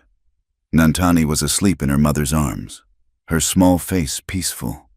It was a moment of complete, unblemished peace. They sat in silence for a long time, just listening to the creek and the wind. Tyen looked down at the sleeping child. She studied the impossible fusion of their two worlds, the dark, fine hair of her own people, the pale, clear eyes of his. She touched the baby's soft cheek. She tilted her head back to look up at Daniel, a small, curious smile playing on her lips. "So," she whispered, her mind reaching back to a girl who had known nothing of tenderness. "This is how white people make children." She paused, her gaze thoughtful. I think I understand now." Daniel smiled. The scars on his face, the lines of grief and violence, softened. He leaned down, his beard brushing her hair, and kissed the top of her head. He looked from his wife to his child. "No," he replied, his voice a low, gentle rumble. "We made her, together. Thank you for listening to our story. We'd love to hear where you're listening from, so please leave a comment below. If you enjoyed this tale, be sure to subscribe to From Wild West for more stories like this. We look forward to reading your thoughts in English.